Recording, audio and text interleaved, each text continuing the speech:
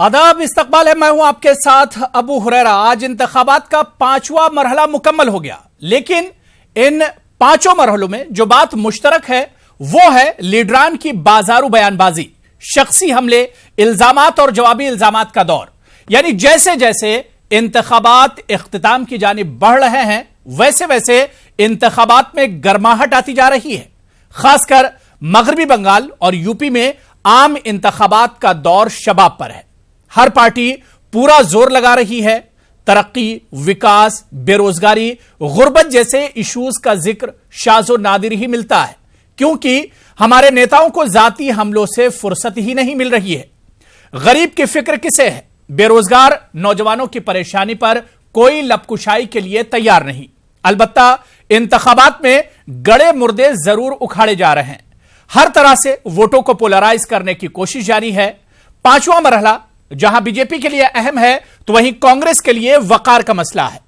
यह तो तय है कि 5वां मरहला आम इंतखाबात की जीत हार में सबसे अहम किरदार अदा करने वाला है, और इस मरहले का ऊंट किस करवट बैठेगा, आज प्राइम डिबेट में हम इसी को समझने की कोशिश करेंगे। लेकिन सबसे पहले यह रिपोर्ट देखिए।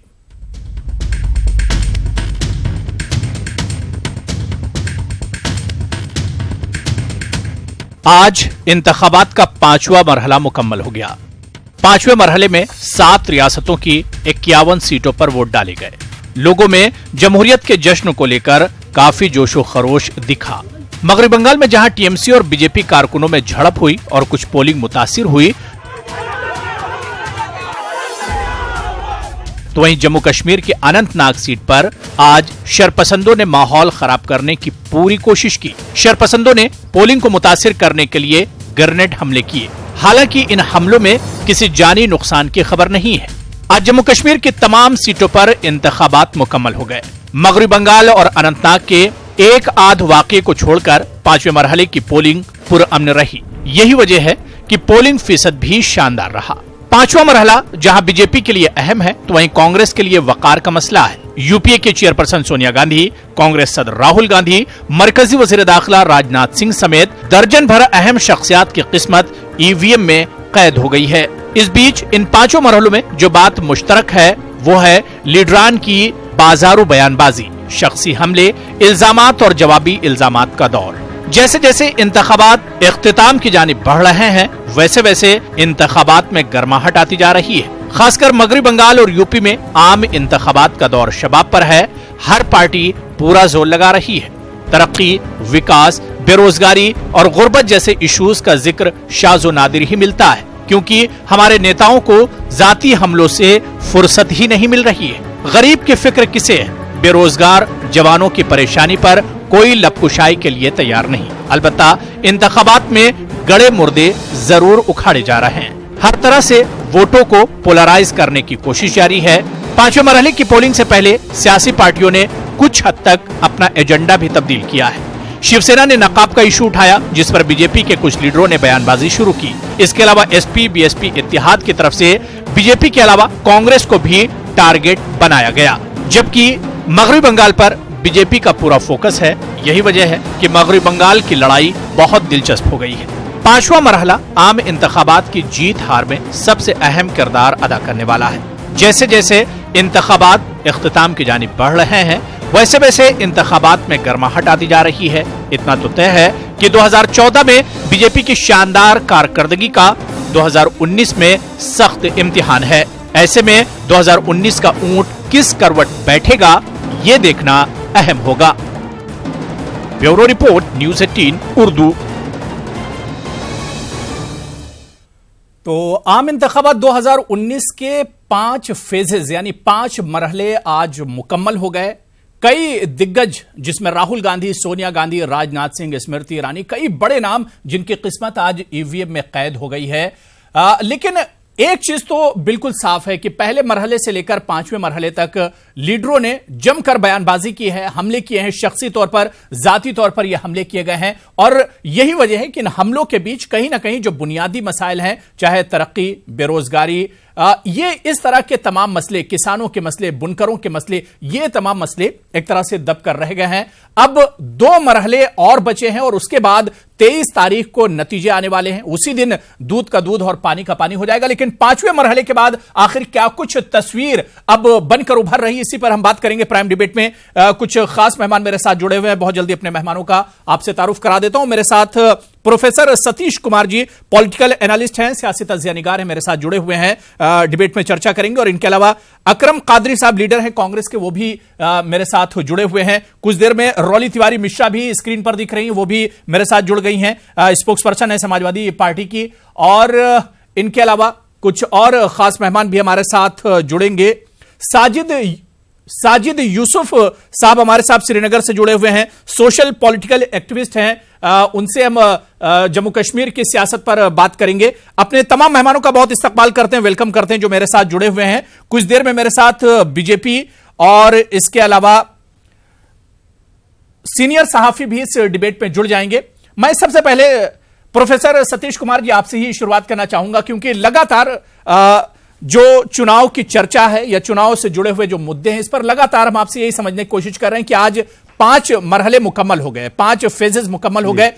क्या कुछ आपका तजुर्बा कह रहा है, क्या कुछ इशारे अभी तक मिल रहे हैं 2019 के चुनाव को लेकर? अगर ये 5वें फेज की चुनाव की बात कही जाए जी, तो उसमें 51 सीटों में करीब तकरीबन 7 राज्यों में ये बटे हुए हैं। और उन 51 में से भारतीय जनता पार्टी को और उसके सहयोगी दलों को 40 सीटें पिछले 2014 में मिली थी। अगर कम से कम ये हम कहें कि पिछली बार के आंकड़े को अगर मेंटेन करना है तो इन 40 सीटों पर जीत हासिल करनी होगी, जो बहुत ही आसान काम नहीं है। इसलिए कि 14 सीटें जो इस बार आज जो चुनाव हुए हैं वो उत्तर प्रदेश के भी हैं, जहां पर महागठबंधन MYD काम कर रहा है। तो वहां पर सारी सीटों को रिटेन कर जाना संभव नहीं दिखता। उसमें कुछ चीजें तो जरूर टूटेंगी, लेकिन इसका खामियाजा पश्चिम बंगाल में पूरा हो सकता है, क्योंकि वहां पर भी राजनीति परिवर्तन की दौर में है। और उस पर हम विस्तृत बातचीत करेंगे क्यों परिवर्तन के दौर में है और वहां पर बीजेपी किस रूप से, राजस्थान में किस तरह से देखते हैं सतीश जी? राजस्थान में भी भारतीय जनता पार्टी को रिटेन करने में काफी मशक्कत करनी होगी। और वहां पर कांग्रेस पार्टी को खोने के लिए कुछ भी नहीं है, क्योंकि 25 में से 25 सीटें भारतीय बीजेपी ने। हाँ, तो उसमें से अगर 2-3 सीटें भी अगर कांग्रेस पार्टी लेने में सफल हो जाती है तो खामियाजा बीजेपी को होगा और जीवनदायिनी के रूप में कांग्रेस पार्टी के पास वो चीजें आएंगी, जो दिखाई भी देता है। क्योंकि विधानसभा का जो चुनाव हुआ था, परसेंटेज ऑफ वोट दोनों के तकरीबन बराबर थे। तो ये माना जा सकता है कि विधानसभा का चुनाव और लोकसभा के चुनाव में अंतर होता है। भारतीय जनता पार्टी के पास एक मजबूत नेता है, जो प्रधानमंत्री का दावेदार सभी लोग स्वीकृत हैं। कांग्रेस पार्टी के साथ ये दिक्कत है कि उन्होंने बड़े वजूद के साथ नहीं कहा है कि कौन प्रधानमंत्री बनेगा। तो वो स्थिति असमंजस की स्थिति है। वो तो बात की बात है कि अभी किस करवट बनेगा, कांग्रेस कितनी सीटें जीत कर आती है, मध्य प्रदेश दूसरी जो अपोजिशन की पार्टियां हैं, जो रीजनल पार्टियां, वो कितनी सीट जीत कर आती हैं। सतीश जी, बहुत मुख्तसर में जानना चाहूंगा, अगर यूपी की सियासत की हम बात करते हैं तो यहां पर इस बार एसपी, बीएसपी और आरएलडी एक साथ हैं, यानी महागठबंधन या गठबंधन की अगर हम बात करें, दूसरी तरफ कांग्रेस, तीसरी तरफ बीजेपी। अब मुकाबले को कैसे देख रहे हैं, क्योंकि 2014 में यह तस्वीर नहीं थी। अब ये पिछले 5 वर्षों के चुनाव में कई नए परिवर्तन दिखाई दिए हैं। एक पहला परिवर्तन तो ये है कि एंटी इनकम्बेंसी थियरी से प्रो इनकम्बेंसी थियरी की ओर भारतीय राजनीति मुड़ी है, और ये पूरी तरह से सफल होता हुआ हो या ना हो, लेकिन इसके झलक दिखाई दिए हैं कि 5 सालों में कार्य के आधार पर आयुष्मान भारत या उज्ज्वला पर या जो चीजों पर एक प्रो यानी जो सरकार है उसको रिटेन करने की बात पूरी जनता में बड़ी बखूबी से दिखाई दिया है। दूसरा महत्वपूर्ण परिवर्तन, कास्ट बैरिकेड भी टूटा है। भारत के राजनीतिक दल कास्ट वोट बैंक के आधार पर बने हैं और उसी के आधार पर मिला है। MYD भी, महागठबंधन भी जातीय समीकरण है, उसको भी तोड़ने की कोशिश हुई है, और अगर ये टूटता है तो ये स्वस्थ मानसिकता का परिचायक होगा कि भारतीय राजनीति में एक नई शुरुआत होगी। तीसरा परिवर्तन जो दिखाई दिया है, सतीश जी, यहाँ सतीश जी, मेरा एक पॉइंट आपसे सिर्फ है, मैं इस पर बिल्कुल सहमत नहीं हूं जो आपने कहा कि जो काम 5 साल में सरकार ने किए उस पर एक तरह से चुनाव लड़ ली, लेकिन सतीश जी 5 फेजेस हो गए, सरकार कहीं अपने 5 साल का जिक्र नहीं कर रही है, उसने क्या काम किया है? नहीं, ऐसा नहीं है। प्रधानमंत्री के भाषण में भारतीय जनता पार्टी के अध्यक्ष में या अन्य नेताओं के रूप में उज्ज्वला और बाकी 5 सालों में उन्होंने क्या किया, ठीक है, उसके निगेटिव इंपैक्ट भी है कि डिमोनेटाइजेशन से जो संकट पैदा हुआ, लोगों को जो परेशानी हुई, वो विपक्षी पार्टी भी उसका बयान कर रहे हैं। लेकिन भारतीय जनता पार्टी के जो नेता हैं, ऊपर के नेता हैं, खुद प्रधानमंत्री कई जगहों पर वो कहते हुए सुनाई दिया कि भाई हमने देश को बदलने, भारत दैट इज इंडिया, उस कॉन्सेप्ट को Bharat that is not India, Bharat is a Bharat, और उस और परिवर्तन की धारा को उन्होंने स्थापित करने की कोशिश की है, और ये सफल होता है तो कितना सफल होता है ये भारतीय राजनीति में एक नया। मेरे साथ इस वक्त बीजेपी लीडर दिनेश सिंह जी भी मेरे साथ जुड़ गए। दिनेश साहब, आपका भी बहुत इस्तकबाल करते हैं, वेलकम करते हैं न्यूज़ 18 उर्दू में। रौली तिवारी मिश्रा जी, मैं आपके पास आना चाहूंगा क्योंकि आज अगर 5वें फेज की हम बात करें तो हिंदी बेल्ट पर यूपी में, क्योंकि आज का ये चुनाव था और अब बहुत इंपॉर्टेंट था, 2014 में या 9 में अगर हम जाते हैं, 2009 की बात करते हैं तो कांग्रेस और समाजवादी पार्टी की इस पर कारकर्दगी बहुत अच्छी रही थी। 2014 में बीजेपी ने एक तरह से यहां पर क्लीन स्वीप किया था। इस बार तस्वीर क्या कुछ लग रही है? देखिए, 5वें चरण का जो चुनाव आया है, और इसमें जैसा कि आपने कहा था कि पिछली बार बीजेपी ने क्लीन स्वीप किया था, हालांकि बाद में उपचुनाव में हमारे पास पूर्वांचल की सीटें आई थी, लेकिन आज जो स्थिति है उसमें भारतीय जनता पार्टी के पास सिर्फ खोने के लिए ही सब कुछ है, क्योंकि जो 2 सीट अमेठी और रायबरेली की हैं, उन सीटों पर बहुजन समाज पार्टी और समाजवादी पार्टी का जो महागठबंधन है वो उनको सपोर्ट कर रहा है। तो निश्चित तौर पर ये सब्ज बाग तो देखना बंद करने की राहुल जी या सोनिया जी को हरा दें, क्योंकि हमारा पूर्ण समर्थन वहां पर है, हमारे कार्यकर्ता उनके लिए काम कर रहे हैं। दूसरी जो सबसे बड़ी बात है कि बची हुई 14 में से जो 12 सीटें हैं उसमें पूरे तरीके से महागठबंधन सबसे आगे है। शायद मैं कहूंगी 1 या 2 सीटें ऐसी हैं जिन पर भारतीय जनता पार्टी से हमारा मुकाबला है, बाकी अन्य ऐसी 10 सीटें हैं जिन पर हम पूरी तरीके से विजय को लेकर के आश्वस्त हैं। और ये आश्वस्त हम तब हुए हैं जब हमने पहले चरण, दूसरे चरण, तीसरे चरण और चौथे चरण का चुनाव लिया। जब पहले चरण का चुनाव जो कि गाजियाबाद, नोएडा, सहारनपुर, कैराना से शुरू होकर के जो इस बेल्ट पे शुरू हुआ था, जहां हमारी जाट बेल्ट भी है, और इसके साथ ही साथ बहुजन समाज पार्टी और समाजवादी पार्टी का एक खासा बड़ा मत और वोट है। लेकिन मुझे ये पॉलिसी समझ में नहीं आ रही है रौली मिश्रा जी, क्योंकि वही कांग्रेस, वही राहुल गांधी जो समाजवादी पार्टी और बीएसपी पर अटैक करते हैं, या फिर वही राहुल गांधी जो अखिलेश यादव और मायावती को निशाना बनाते हैं, और राहुल गांधी कहते हैं कि सिर्फ बीजेपी ने नहीं बल्कि अखिलेश यादव और मायावती ने भी यूपी को लूटा है, उसी के समर्थन में आप लोग खड़े हैं। क्या इसे मजबूरी समझा जाए गठबंधन का? नहीं, देखिए, मजबूरी कोई भी नहीं है। यहां पर हमें अपना शक्ति प्रदर्शन उत्तर प्रदेश में करना था, इसलिए हमने कांग्रेस के साथ कोई महा या बड़ा गठबंधन नहीं किया, ये बात है। दूसरा चीज ये कि बड़ी विनम्रता के साथ मैं ये बात स्वीकार करती हूं कि कांग्रेस और भारतीय जनता पार्टी राष्ट्रीय पार्टियां हैं, हम लोग राजकीय पार्टियां हैं जो अपना विस्तार कर रही हैं अन्य राज्यों में भी। लेकिन आज उत्तर प्रदेश में हमारी भूमिका क्या होगी, और सबसे बड़ी बात यह है कि उत्तर प्रदेश ही तय करेगा कि इस देश का प्रधानमंत्री कौन बनेगा।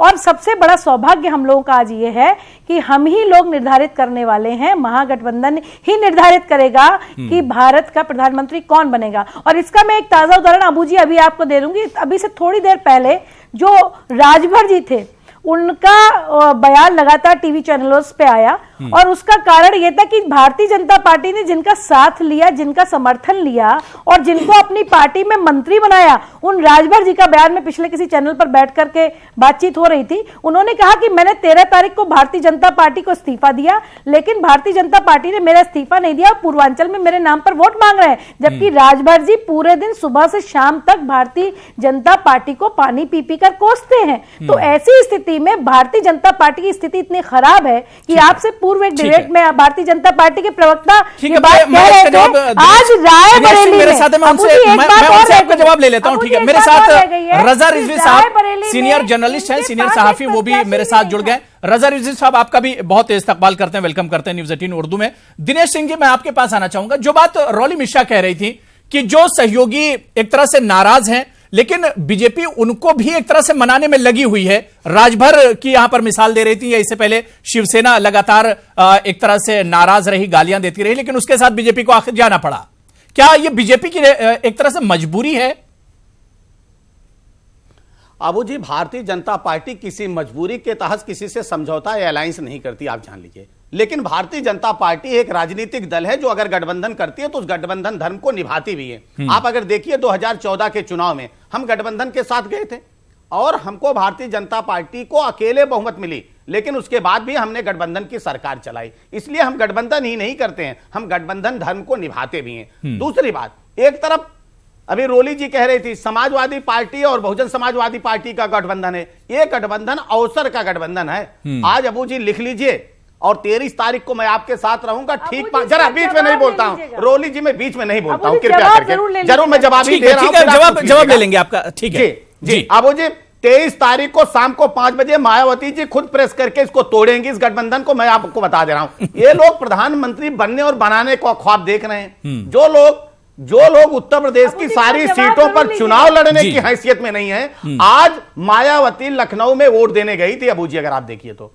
और मीडिया के बंधुओं ने उनको दिखाया भी कि मायावती जी अपना वोट दे रहे हैं, देना भी चाहिए क्योंकि उनका वोट लखनऊ में है। तो आज मायावती जी ने किसको वोट दिया होगा, यह बड़ी दिलचस्प बात है। आज उन्होंने अपना वोट, आप पता कर लीजिएगा, वो 23 तारीख को कहेंगे कि अपना वोट उन्होंने नोटा को दिया, वो साइकिल को वोट नहीं दिया। इनकी हताशा देखिए कि ये क्या कह रहे हैं उत्तर प्रदेश में। आज उत्तर रोली जी, मैं बीच में नहीं बोलता हूं, आप बोल लीजिए। मैं आपको मौका दूंगा, मैं रिएक्शन का मौका दूंगा। 30 सेकंड और दिनेश जी, 30 सेकंड और। बिल्कुल बिल्कुल बिल्कुल, मैं ये कह रहा हूं, हड़बड़ाहट देखिए। आप ये कह रहे थे कि भारतीय जनता पार्टी 72 से 73 कैसे होगी। अरे सीधे उदाहरण है, आज 12 सीटों पर चुनाव हो रहा है और 12 सीटों पर चुनाव में अमेठी और रायबरेली यही 2 सीट है जो भारतीय जनता पार्टी के नहीं थी, मां बेटे के पास थी। आज अमेठी में लापता सांसदों को लोग खोज रहे हैं कि सांसद उनका कहां है। और भारतीय राजनीति में एक सामान्य बात नहीं है बूझिए, आप इतने वरिष्ठ पत्रकार हैं कि भारतीय राजनीति में हर प्रतिनिधि जनप्रतिनिधि को अपने जनता जनार्दन के बीच में होना चाहिए। लेकिन राहुल गांधी नहीं रहे वहां। स्मृति ईरानी चुनाव हारने के बाद भी लगातार 5 वर्षों तक अमेठी की जनता के सुख दुख में साथ खड़ी रही। आज चुनाव के समय में पूरी तरह से वही है। मैं इसका जवाब अक्रम कादरी साहब से लूंगा, लेकिन रोली मिश्रा, मैं आपको 20 सेकंड दे रहा हूं जवाब के लिए, रिएक्शन के लिए। रोली जी 20 सेकंड। अस्पताल में गया जहां वो ट्रस्टी है, ठीक वहां भी। ठीक है, मैं जवाब ले लेता हूं। मैं अक्रम कादरी साहब के पास जाऊंगा, उससे पहले रोली मिश्रा 20 सेकंड दे रहा हूं आपको। बहुजन समाजवादी पार्टी, जी जी बिल्कुल बिल्कुल रोली जी, अब आपके बीच में बोलूंगा, देखूंगा कैसे बात है। इनको एक प्रत्याशी रायबरेली में ढूंढे नहीं मिल रहा था,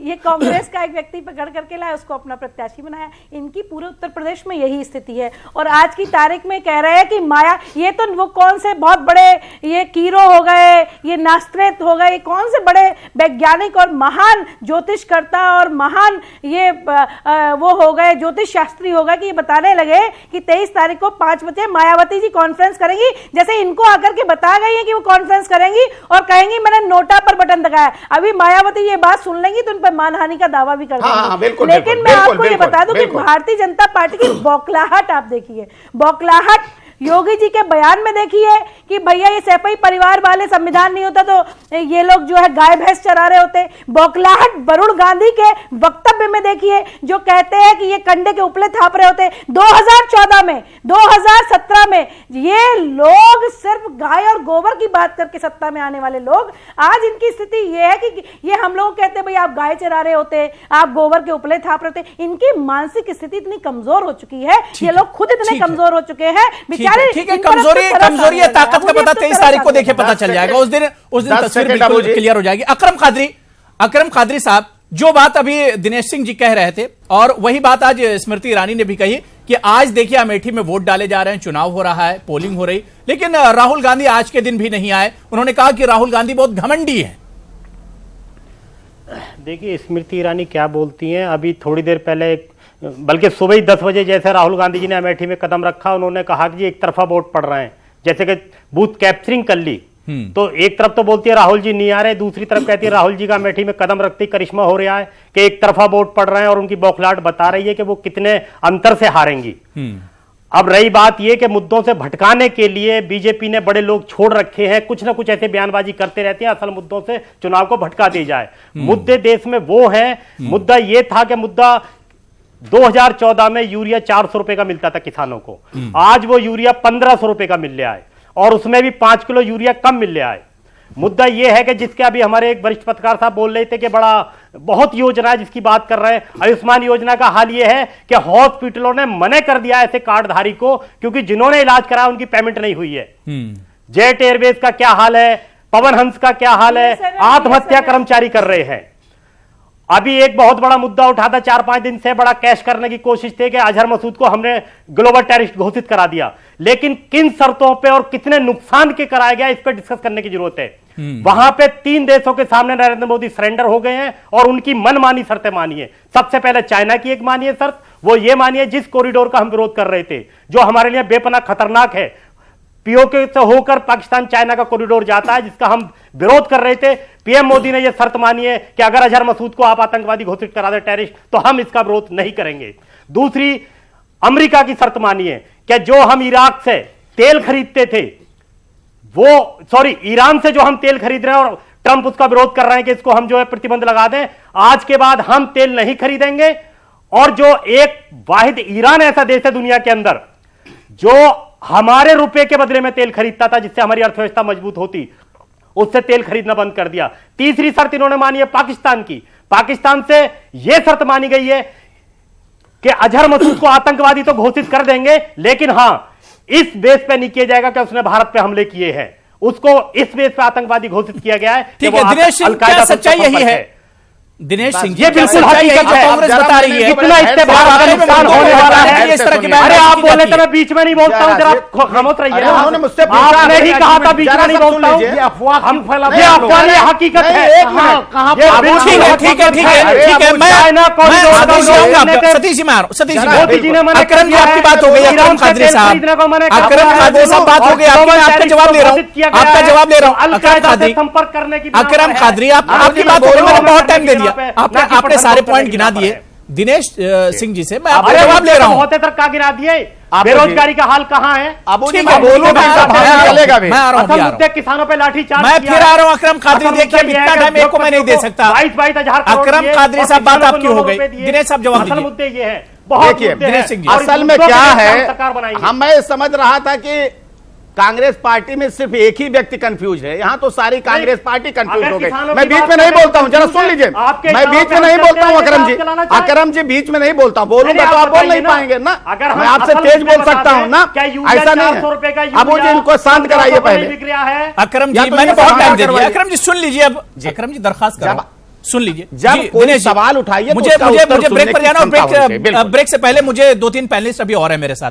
जी दिनेश जी, मैं यही कह रहा हूं कि कांग्रेस में मैं समझ रहा था सिर्फ एक ही है, राहुल गांधी कंफ्यूज, पूरी की पूरी पार्टी कंफ्यूज है। इनके पास ये सारे तथ्य कहां से? अबू जी आप इतने वरिष्ठ पत्रकार हैं, अगर आपके चैनल के पास कोई इस तरह का तथ्य हो, आप जनता को, देश को बैठ के गुमराह कर रहे हैं, ये तो इनका दर्द है। जरा एक मिनट, बीच में नहीं बोलता हूं, बीच में नहीं बोलता हूं। जितना आरोप लगाना अपने समय पर लगाइएगा, आप अपने समय पर बोलेंगे, बीच में बोलेंगे ना। जोर से बोलने का मतलब सही नहीं है। अगर आपने आरोप लगाया तो उसका उत्तर सुनने की क्षमता होनी चाहिए। आपने कहा कि अगर आपके पास कोई तथ्य है, कोई जानकारी है, तो जरा लाइए ना। इस तरह से बैठकर नेशनल चैनल पर देश को गुमराह मत करिए कृपया करके। और दूसरी चीज, अब आप आइए अपने मुद्दे पर। ये लोग कह रहे हैं कि हमारा जो गठबंधन हुआ है उससे भारतीय जनता पार्टी बहुत डर गई है।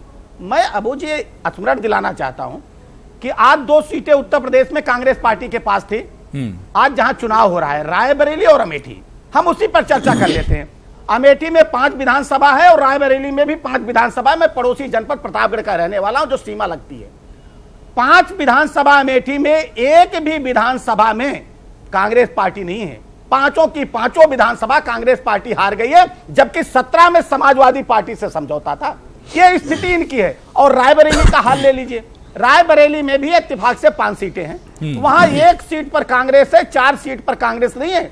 आप कैसे कहते हैं? लेकिन दिनेश सिंह जी, जो बयानबाजी हो रही है, मेरा सवाल का जवाब, शायद मेरा सवाल यह तो आप सुने नहीं या मेरे सवाल का जवाब जी। नहीं देना चाह रहे हैं? दिनेश नहीं, सिंह जी, आप पूछिए, जो मैं कुछ सवाल पूछ जो सवाल अकरम साहब ने उठाया, रॉली मिश्रा ने उठाया कि जो बयानबाजी बीजेपी की तरफ से हो रही, जिस तरह से स्मृति ईरानी ने आज कहा कि राहुल गांधी को होना चाहिए था, वो बहुत घमंडी हैं, पब्लिक के बीच में नहीं आए, या जिस तरह की बयानबाजी हो रही है, मुद्दों पर बयानबाजी नहीं हो रही, मुद्दों से भटकाने की बयानबाजी हो रही है, आखिर ऐसा क्यों? मैं सुन गया, मैं आपको देखिए, भारतीय जनता पार्टी अभी सतीश जी कह रहे थे कि 5 वर्ष शासन चलाने के बाद भी पहली बार भारतीय राजनीति में है कि एंटी इनकम्बेंसी नहीं है। और उत्तर प्रदेश और बिहार में जहां जात का, और इसके पहले वाले सेगमेंट में डिबेट में मैं आपके चैनल पर था, आपके पत्रकार ने एक चीज कहा था कि आज कैसे सियासत और सियासतदारों से लोगों का विश्वास उठ गया, तो उन्होंने एक शेर के माध्यम से कहा था। सुन जरा एक मिनट जाइए रोली जी, फिर हम कह रहे हैं समय कम होता है, समय कम होता है रोली जी, आपके बीच में बोलूंगा दिक्कत होती है, जैसे बीजेपी बोलती सबको दिक्कत होती है। मैं ये कह रहा हूँ तथ्य के आधार पर चर्चा कीजिए, तथ्य के आधार पर चर्चा करिए, आप मुद्दों से भटकाइए नहीं। ये देखिए, देख लिया ये हाल है अबू जी। ठीक है, मैं दिनेश जी मेरे ख्याल से बात होगी। रॉली मिश्रा, मैं आपको टाइम दूंगा, मैं आऊंगा आपके पास, लेकिन मुझे साजिद यूसुफ साहब के पास जाना है, श्रीनगर से मेरे साथ जुड़े हुए हैं। रॉली मिश्रा मैं आऊंगा, आप लोग की बात हो गई, आप लोग की बात हो गई, दिनेश साहब आपकी बात हो गई, रॉली मिश्रा जी आपकी बात हो गई, मैं अभी आऊंगा, मेरे पास टाइम कम है, अभी मुझे ब्रेक पर जाना है, कॉमर्शियल ब्रेक पर जाना है, रिजवी साहब भी वेट कर रहे हैं। मैं साजिद यूसुफ साहब आपके पास आना चाहूंगा, क्योंकि कश्मीर की अगर हम बात करते हैं, जम्मू कश्मीर में आज लद्दाख की सीट पर भी पोलिंग हुई, इसके अलावा आज अनंतनाग की भी एक तरह से जो इंतखाबात थे वो मुकम्मल हो गए, और जम्मू कश्मीर के पूरे इंतखाबात आज मुकम्मल हो गए। किस तरह से 2019 को देखा जाए, 2019 के चुनाव में क्या कुछ अलग देख रहे हैं 2014 से, साजिद साहब?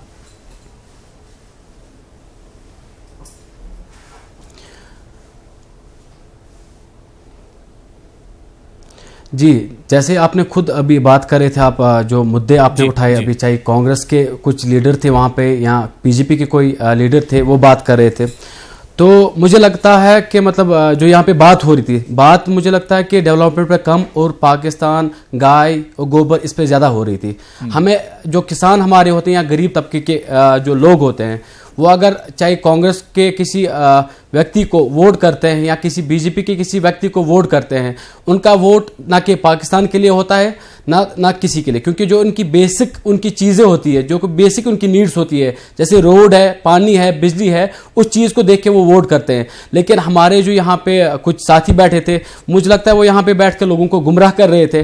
यहाँ पे कुछ बात एक हो रही थी और निशाना कहीं और पे चल रहा था। अब आप कश्मीर की बात करता हूँ मैं, जैसे जो प्रीवियस इलेक्शन यहाँ पे कश्मीर में था, तो उसके बाद जैसे बीजेपी और पीडीपी का यहाँ पे गठबंधन हुआ, तो थोड़ा बहुत हमने देखा कि जो पिछली जो यहाँ पे जो सरकार थी, थोड़ा बहुत वहाँ पे जो हालात थी, थोड़ा उसमें थोड़ा बहुत गर्मी आ गई, और यहाँ पे किलिंग्स ज़्यादा वो पिछले रिजीम में भी हुई थी, लेकिन जो यहाँ पीडीपी और बीजेपी के रिजीम में हुई थोड़ा ज़्यादा हो गई। अब फ़र्क उसमें यह है कि उसका नतीजा ये हो सकता है कि चाहे वो बीजेपी हो या कोई कांग्रेस वाले हो, तो जो जैसे आप आज अनंतनाग की बात करूं मैं आपको, अनंतनाग में इस वक्त 3 वहाँ पे कैंडिडेट्स हैं, जैसे पीडीपी के हैं वहाँ पे, एनसी के हैं वहाँ पे और बीजेपी के वहाँ पे। अब डिसाइड लोग करेंगे वहाँ पे कि किन लोगों ने उनके साथ क्या किया, वो उसी अकॉर्डिंग उन पे वोट करेंगे। अगर बीजेपी ने उनके लिए कोई काम, जैसे मैं आपको बता दूं कि बीजेपी के जो वहाँ पे लीडर है सोफी यूसुफ के नाम से, सोफी यूसुफ साउथ कश्मीर में फिर भी उनके साथ बहुत सारे लोग जुड़े हुए हैं,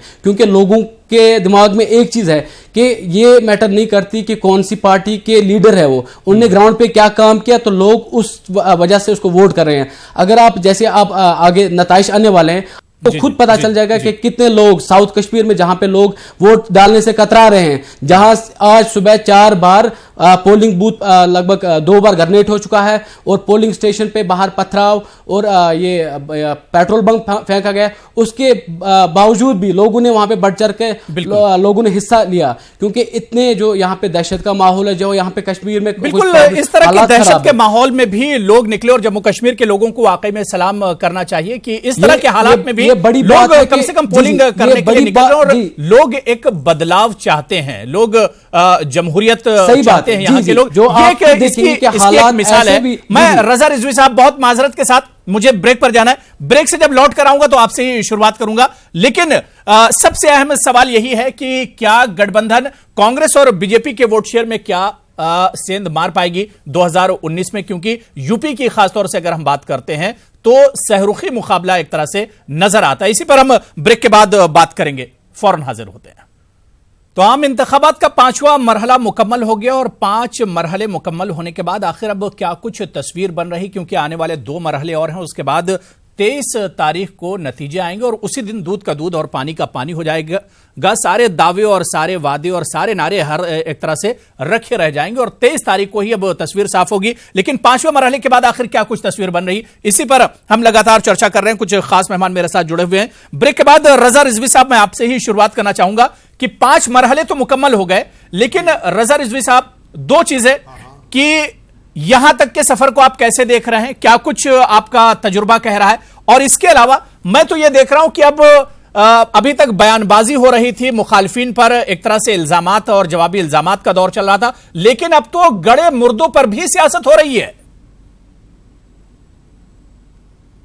ये सही है कि जो राजनीतिक पार्टियां हैं और खासकर जो सत्ताधारी राजनीतिक पार्टी है, उसने जो 5 साल में अपने काम किए हैं, उस 5 साल के काम को बहुत ही जोरदार तरीके से कहीं भी स्पीच में उसने नहीं रखा।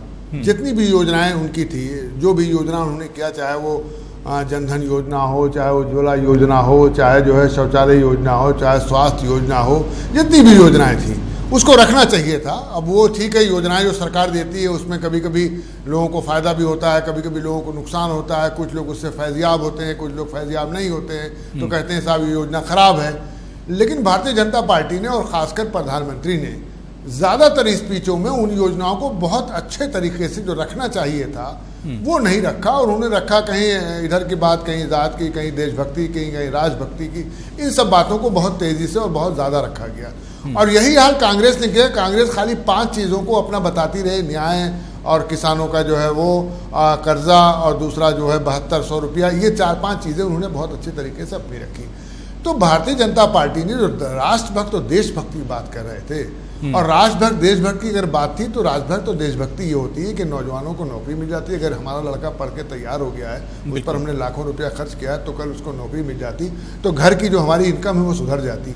तो वो नौकरी बच्चों को नहीं मिल पाई, अगर नौकरी मिल जाती तो ये बहुत बड़ी देशभक्ति और राजभक्ति होती। और जैसे कांग्रेस कहती है कि साहब हमारी सरकार आएगी तो हम 48,000 नौकरी देंगे। अरे नौकरी देना बहुत बड़ी बात नहीं है उमर साहब, आप इंडस्ट्री लगाइए ज्यादा से ज्यादा कि जिससे रेवेन्यू जनरेट हो। जब रेवेन्यू जनरेट होगा तब आप किसी एम्प्लॉय को सैलरी दे पाएंगे। आप अगर नौकरी में भरेंगे तो कहां से सैलरी देंगे, कहां से तनख्वाह देंगे आप? अगर बाबू आप भर रहे हैं, अगर आप अधिकारी भर रहे हैं, तो उनको तनख्वाह देनी है, तनख्वाह कहां से लाएंगे? ज़्यादा से ज़्यादा अच्छी से अच्छी इंडस्ट्री लगे और उसमें ज़्यादा से ज़्यादा एम्प्लॉई रखे जाएं, उसकी जो है ऐसी ब्रांडिंग हो कि उसकी इंडस्ट्री तेज़ी से चले और जो उससे पैसा आए उसी पैसे से उन एम्प्लॉई को दिया जाए। तो ये अगर चीज़ें दिनेश सिंह जी कितने सहमत हैं रजा रिजवी साहब से कि राष्ट्रवाद की आप तो बात कीजिए, लेकिन राष्ट्रवाद ये होना चाहिए कि बेरोजगारों के लिए रोजगार हो, किसानों के मसले हल हों, जो बुनियादी मसले गरीबों के हैं वो मसले हल हों, ये असल राष्ट्रवाद होता है। अबू जी मैं 100% सहमत हूं, और राष्ट्रवाद और विकास एक दूसरे के पूरक है, इसमें कोई अंतर नहीं है। मैं आपको बताता हूं, मुझे आप 1 मिनट का समय दीजिएगा बस। जैसे आप जातिवाद की बात करते हैं, जब जातिवाद की बात की जाती है कि जब कोई काम किसी जाति के लिए आप करते हैं तो होता है जातिवाद, जब आप किसी परिवार के लिए कोई लाभ पहुंचाने का काम करते हैं तो होता है परिवारवाद, और जब आप कोई भी काम जो राष्ट्र के लिए करते हैं वो होता है राष्ट्रवाद। मुझे एक चीज विनम्रता पूर्वक निवेदन करता हूं, आप सारे पैनलिस्ट से एक एक करके पूछ लीजिएगा। इसके पहले भी मैं नहीं मानता हूं कि कोई किसी ने काम नहीं किया, इसके पहले भी लोग काम करते थे। मैं उत्तर प्रदेश से बात करता हूं। उत्तर प्रदेश में जब समाजवादी पार्टी की सरकार होती है अबू जी, तो कहते हैं कि हम लोहिया गांव में काम करेंगे, उनकी प्राथमिकता। जब बहुजन समाजवादी पार्टी की सरकार होती है वो कहती है हम अंबेडकर गांव में काम करेंगे। मैं चुनौती देकर कहता हूं, भारतीय जनता पार्टी की माननीय मोदी जी की सरकार थी, हमारे लिए सारे गांव लोहिया गांव हैं, हमारे लिए सारे गांव अंबेडकर गांव हैं। हमने जाति पंथ मजहब और धर्म देखकर काम नहीं किया है। अगर हमने कोई भी लाभ पहुंचाया है तो हमने प्रत्येक व्यक्ति को, इसलिए हमारा राष्ट्रवाद है। एक मिनट, यही उत्तर प्रदेश है जिसकी बात आप कर रहे थे जरा। बिल्कुल और सिर्फ हम लोग उत्तर प्रदेश की बात नहीं करें, उत्तर प्रदेश में आपका स्टूडियो भी है यहाँ नोएडा का। नहीं मैं आ रहा हूं, रोली मिश्रा मैं आ रहा हूं, बात पूरी कर लीजिए दिनेश जी। पता नहीं चलता था, आज 24 घंटे बिजली हम ये देख के नहीं दे रहे हैं कि इटावा है, गोरखपुर है, सारे जिलों को बराबर बिजली आपूर्ति। आज हेड से टेल तक पानी पहुंच रहा है। आप खाद लेने जाइए तो लाठी नहीं पड़ रही है। आप वही हाल पश्चिम बंगाल में जाके देख लीजिए, वहां लोग लाल सलामती से मुक्ति चाहते थे, लाल झंडे से, और लोगों ने मुक्त किया था, और दीदी जी को वहां सत्तारूढ़ किया था कि आएंगे तो विकास करेंगे। लेकिन आज बंगाल की हालत क्या है? आज 5 मरहले के चुनाव हो गए हैं, उसके बाद भी कोई मरहला ऐसा नहीं हुआ जिसमें वहां आतंक के साए में चुनाव ना हो। आज भी स्थिति देखिए, आज जो हालात कम्युनिस्टों के शासन में था उससे बदतर स्थिति हो गई है। मैं कलकत्ता में पढ़ा लिखा हूं, पश्चिम बंगाल में आज कोई इंडस्ट्री वहां लग नहीं रही है, जो इंडस्ट्री है वो भी वहां से वापस जा रही। इसलिए हम कह रहे हैं कि आज जनता मोदी जी के साथ है। ममता तो कहती है यहां जो हालात खराब हुए उसके लिए जिम्मेदार बीजेपी है, बीजेपी वहां पर हालात खराब कर रही है जी। ममता बनर्जी तो ये इल्जाम लगाती है बार बार। आज चुनाव की आप बात लीजिए, वहां पर भारतीय जनता पार्टी के कैंडिडेट जो अर्जुन जी हैं, जो दिनेश दुबे के खिलाफ चुनाव लड़ रहे थे, उनके ऊपर अटैक किया गया। लोग वहां पर निकलकर बूथों तक आ नहीं पा रहे हैं, जिस तरह से मशीनरी नहीं, ये कमी तो देखिए फिर सेंटर की होगी दिनेश जी, ये सेंटर की फिर कमी होगी, इलेक्शन कमीशन की कमी होगी अगर वो इंतजाम इस तरह के नहीं कर पा रहा है। रोली मिश्रा मैं आपका जवाब चाहूंगा, रोली मिश्रा मैं आपका जवाब चाहूंगा। अबू जी 10 सेकंड ठीक है रोली मिश्रा रुक जाइए, 10 सेकंड और 10 सेकंड और जी दिनेश 10 सेकंड, हाँ 10 सेकंड जी। मैंने कहा कल ममता बनर्जी गाड़ी से जा रही थी, भारतीय जनता पार्टी ने सिर्फ जय श्री राम कहा, और एक मुख्यमंत्री जैसे संवैधानिक पद पर होते हुए उन्होंने गाड़ी रोकी और उन्होंने कहा कि आपको चुनाव के बाद भी यहीं रहना है। एक मुख्यमंत्री को शोभा देती है ये जाती हुई सत्ता की बौखलाहट है Congress party, Samajwadi party, Bahujan Samajwadi party और टीएमसी की। इस बार पिछली बार से ठीक है। रोली मिश्रा जी आपका टाइम शुरू हो गया, रोली मिश्रा टाइम शुरू हो गया आपका जी। बौखलाहट तो इनके चेहरे, हाव भाव, चाल, चेहरा, चरित्र सब में नजर आने लगी है। लेकिन अब इनके 2 बातें इन्होंने कही, उस दोनों बातों का मैं जवाब यहां देना चाहूंगी। करोड़ों प्रबुद्ध श्रोता आज हम लोगों को देख रहे हैं और वो मेरी बात से सहमत होंगे। पहली चीज ये है कि इन्होंने कहा कि भाई मायावती जी का काशीराम गृह योजना थी, लोहिया विकास, तो ये हम लोगों ने अपने बड़े जो हमारे नेता थे उनका नाम दिया था, लेकिन कहीं पर ये नहीं था, उसी गांव का विकास, कहीं पर ये नहीं था। आप शांत रहिए, मैं बताती हूं। और कहीं पर ये नहीं था उसी गांव का, ये गांव, उस गांव का विकास सिर्फ ये नहीं था कि यादव को दिए जाएंगे, कि सिर्फ इटावा का विकास, सिर्फ सफाई का विकास। लेकिन सबसे बड़ी बात यह है कि उन गांव के अंतर्गत रहने वाले गरीबी रेखा से नीचे के लोगों का हमेशा विकास किया गया, उनका ध्यान रखा गया। और दूसरी एक बहुत बड़ी बात आप मुझे बता दीजिए, प्रबुद्ध श्रोता, अच्छा ये मुझे बता दीजिए, मैं राजनीति छोड़ दूंगी अभी से, अभी इसी वक्त से। आप मुझे बता दीजिए प्रधानमंत्री ने बनारस में कौन सा गांव गोद लिया है? नहीं, उन्होंने जयपुर लिया। आप जरा बता दीजिए उस सांसद योजना। अबू जी बहुत सही, अच्छा बहुत सही सवाल इन्होंने खड़ा किया, बहुत सही उस सवाल इन्होंने खड़ा किया। पहली बार जयपुर था, दूसरी बार डुमरी था। जरा सुनिए, ना जरा सुनिए, अरे जरा मुलायम सिंह यादव का गाँव बता दीजिए ना, सबसे बड़ी समाजवादी पार्टी के नेता का गाँव बता दीजिए। बड़ी बात है, आप गाँव बात कर रहे हैं, बताइए ना, आपका आदर्श गांव क्या था? आप आदर्श गांव संसद का क्या था? अब मुझे जरूर पूछ लीजिएगा। मेरी तरफ से निवेदन है कि आप कांग्रेस के साथियों और समाजवादी ठीक है। मैं अकरम कादरी साहब में आ रहा हूँ, अकरम कादरी साहब में आ रहा हूँ। ठीक है, आप लोग की बात हो गई, मेरे ख्याल से बात हो गई पूरी। रोली मिश्रा जी मेरे ख्याल से जवाब आपका हो गया। दिनेश सिंह जी अब सुनिए, मैं अकरम कादरी साहब आज कांग्रेस का एक डेलीगेशन इलेक्शन कमीशन से मिला है और उसने कहा है कि पीएम मोदी की जो सभाएं उन पर एक तरह से लगाम लगाया जाए और सख्त कदम उठाया जाए। मोदी जी ने जो बयान दिया राजीव गांधी को लेकर, देखिए मोदी जी ने 1-2 बार नहीं 5-6 बार गलत बयानबाजी की है, लेकिन अफसोस की बात यह है कि चुनाव आयोग उनके खिलाफ कोई कार्रवाई नहीं कर रहा। सब पे प्रतिबंध लग सकते हैं, जब मोदी और अमित शाह की बात आती है तो चुनाव आयोग के हाथ कांपने लगते हैं। ये अलग मुद्दा है। मुद्दा ये है, अभी बात चल रही थी कि हमने राष्ट्रवाद पे इतने ऊपर उठ गए कि तमाम जातिवाद खत्म कर दिया, सबको तोड़ दिया जातिवाद को। इन्होंने कोई जातिवाद खत्म नहीं किया, इन्होंने भीमराव अंबेडकर की मूर्तियां तोड़ी हैं, इन्होंने संविधान को जलाया है। अभी ये बात कर रहे थे, क्या गलत है? बिल्कुल गलत है। आज बाबा भीमराव अम्बेडकर की मूर्ति नहीं तोड़ी गई, अभी 4 दिन पहले आगरा के अंदर टूटी है। जनता पार्टी अरे आप सुनिए तो, पे सिर्फ राजनीति क्या उत्तर प्रदेश के अंदर भीमराव अम्बेडकर की मूर्तियां नहीं टूटी है? जीवित करने का आपका झूठ पूरा भारत देख रहा है। का काम किया है क्या योगी आदित्यनाथ ने किया है? दलित बस्तियों में साबुन नहीं बंटवाए थे कि मेरे पास आने से पहले हाथ मुंह धो के आना, शासन में रहने के नहा कर आना, कपड़े धोकर आना, पार्लियामेंट ये आपने जातिवाद तोड़ा है, ये आपका राष्ट्रवाद है। मोदी जी कहते हैं कि मेरे शासनकाल में मंदिर पर कोई हमला नहीं हुआ, इतने हमारे सैनिक मारे गए, क्यों मोदी जी रावण की तरह उन पर हंस रहे हैं? क्यों गम नहीं है उनको इस बात का कि सैनिक मारा जाना भी मेरे लिए दुखदाई है? अपने मुंह में बिट्ठू बनने के मंदिर पर कोई हमला नहीं हुआ। अभी चंद दिन पहले प्रोफेसर सतीश जी का काम कांग्रेस क्या भीमराव अम्बेडकर की मूर्तियां नहीं टूटी है? अम्बेडकर को ठीक है, मेरे ख्याल से मुद्दों पर बात होनी चाहिए। मुद्दों पर बात आप लोग भी नहीं कर रहे हैं। बिल्कुल स्टूडियो में भी बैठकर मुद्दों की बात नहीं हो रही है। मैं प्रोफेसर सतीश आपके पास आना चाहूँ। सतीश जी आपने भीमराव अम्बेडकर ठीक है अकरम जी बात हो गई, अकरम जी बात हो गई, अकरम जी बात हो गई। मैं दिनेश जी बात हो गई, बीच में डिस्टर्ब मत कीजिए। मैं मोदी जी के साथ नहीं, ठीक है रॉली मिश्रा, मैं आपके टाइम पे आपके पास आऊंगा। रॉली मिश्रा जी मैं आऊंगा। अकरम जी बात हो गई। प्रोफेसर सतीश कुमार जी, क्या चाहते हैं? नहीं देखिए, एक एक करके बात कीजिए, एक एक करके बात कीजिए। दिनेश कुमार जी, दिनेश सिंह जी, एक एक करके बात कर लिए। मैं प्रोफेसर सतीश बहुत देर से वेट कर रहे हैं। सतीश जी, डिबेट की शुरुआत ही आपने इस बात से की थी कि जो पार्टियां हैं वो कम से कम इश्यूज पर बात कर रही, लेकिन रजा रिजवी साहब ने कहा कि इश्यूज पर बात नहीं हो रही है। और वाकई में आज आप देख लीजिए कि कांग्रेस पीएम मोदी के खिलाफ इलेक्शन कमीशन पहुंची है और उसने शिकायत की है कि सख्त कदम उठाया जाए। जिस तरह से गड़े मुर्दों पर एक तरह से बीजेपी सियासत कर रही है, क्या यह जायज है? इस तरह की सियासत होनी चाहिए, इस तरह की बयानबाजी होनी चाहिए? नहीं, ये स्वस्थ राजनीति का परिचायक नहीं है। अगर कोई भी अगर ऐसा करता है, कोई भी राजनीतिक दल ऐसा करता है। लेकिन हम ये साथ में ये भी तो देखें, जिस तरीके से आज राहुल गांधी ने आडवाणी के संदर्भ में जो बातें कही, वो भी बहुत शर्मनाक है। उस पर भी बयान होनी चाहिए। उन्होंने पंच की, उन्होंने आया और पंच मारा और इस तरीके से बात, ये बातें शोभा नहीं देती। अगर भारतीय राजनीति में अगर कोई भी वरिष्ठ नेता अगर है, सारे पार्टियों को ले लिया जाए, तो लाल कृष्ण आडवाणी है।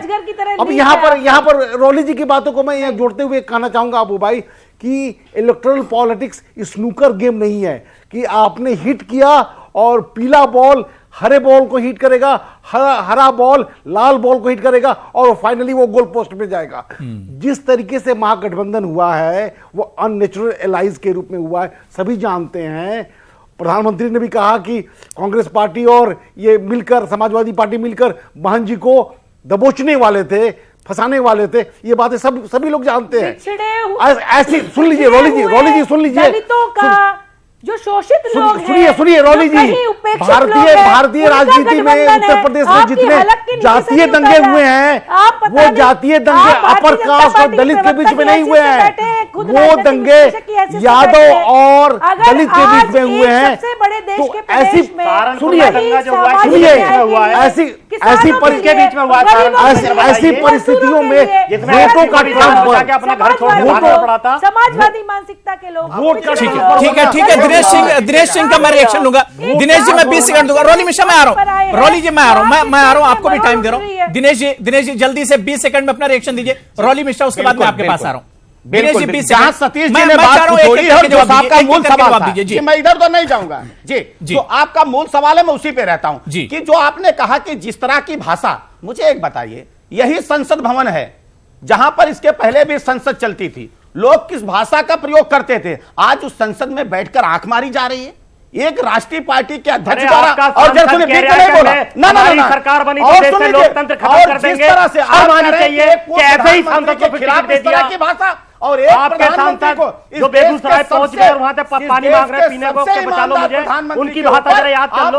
आप भाषा की बात कर रहे हो और सर्वोच्च न्यायालय में जाकर माफी मांगते हैं। ये एक राष्ट्रीय पार्टी के राष्ट्रीय अध्यक्ष का चरित्र है। और यही कारण है कि इनके महामंत्री जाकर अमेठी में कहते हैं कि हम चुनाव जीतने के लिए नहीं लड़ रहे हैं, हम तो कटवा पार्टी हैं। जो राष्ट्रीय पार्टी होती थी ठीक है। दिनेश जी मेरे ख्याल से आपकी बात हो गई। मैं साजिद यूसुफ साहब बहुत देर से वेट कर रहे हैं, श्रीनगर से मेरे साथ जुड़े हुए। साजिद यूसुफ साहब, हम बाबूजी, इनके यानी जवाब तो देने ये जो बयानबाजी हो रही है तो पूरे जो बड़ी बड़ी पार्टियां वहां पर हो ही रही, लेकिन अगर जम्मू कश्मीर की हम बात करते हैं, वहां की जो रीजनल पार्टियां हैं, मैं देख रहा हूं कि वहां पर भी इस बार डेवलपमेंट की बातें नहीं हो रही। जम्मू कश्मीर में भी वहां पर 370, 35A यही तमाम इश्यूज हैं जिन पर चुनाव लड़ा जा रहा है। जैसे कि आपने खुद बताया, आपने एक सही आपने एक बात खुद बताई कि जो यहाँ पे आजकल जो यहाँ पे इलेक्शन ट्रेंड चल रहा है यहाँ पे श्रीनगर, यहाँ कश्मीर में, तो देखने को ये मिल रहा है कि मतलब जैसे जो यहाँ की जो सियासत हो रही है वो 35A पे हो रही है, 370 पे हो रही है। यहाँ पे किलिंग्स हुई, जो पास्ट में किलिंग्स हुई, एक दूसरे को उछालने, एक दूसरे की इज्जत खराब करने के लिए उसी पे बात हो रही है।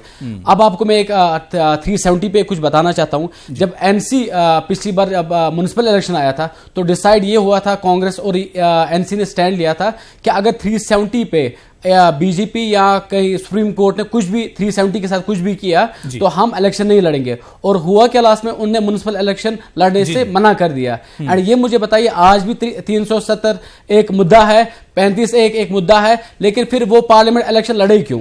इट इटसेल्फ मींस कि उनका जो है, उनका जो ग्राउंड रूट पे जो उनका जो पॉलिटिक्स है उनका वो मैने नहीं करती, क्योंकि उनको असेंबली में बैठना पसंद है, पार्लियामेंट में जी पार्लियामेंट में बैठना उनको पसंद है। बिल्कुल, पार्लियामेंट में बैठना उनको पसंद है, उनको ग्राउंड रूट जो पॉलिटिक्स है। ठीक है दिनेश जी 10 सेकंड, मैं साजिद जी आ रहा हूं। दिनेश जी जल्दी से बात पूरी कीजिए, 10 सेकंड मेरे पास टाइम है। अभी यहाँ पे जो बात हो रही थी, ये बात अभी उछाल रहे थे कि पीएम मोदी ने जो इनके बारे में बात की थी, जो राजीव गांधी पे बात हुई थी। अगर आपको ये पता होगा कि प्रियंका जी ने खुद एक वीडियो ट्वीट किया था, उसमें से पीएम को गाली दी गई। अगर मैं ये कहता हूं कि अगर पीएम ने राजीव गांधी के खिलाफ कुछ बात बता दी तो let law will take its own course. हम यहाँ पे कोई बात करने नहीं आए हैं या हम कोई डिसाइड नहीं कर सकते। यहाँ की जनता है वो डिसाइड करेगी इलेक्शन में, चाहे बीजेपी चाहे कांग्रेस। 10 सेकंड में दे रहा हूं। जनता पार्टी रजा रिजवी साहब, मैं वाइंड अप करूंगा आपके साथ। लेकिन जब एक पार्टी, राष्ट्रीय पार्टी अपने घोषणा पत्र में लाएगी कि हम आएंगे तो राष्ट्रद्रोह खत्म हो जाएगा, तो अभी जी इस पर चर्चा होगी कि नहीं आएगी? आप कहेंगे कि हम सत्ता में आएंगे, अफवाह हटा देंगे, तो इस पर चर्चा होनी चाहिए कि नहीं होगी? निश्चित तौर पर इस देश में बिल्कुल जाहिर सी बात है कि इस तरह के इश्यूज पर चर्चा होनी चाहिए।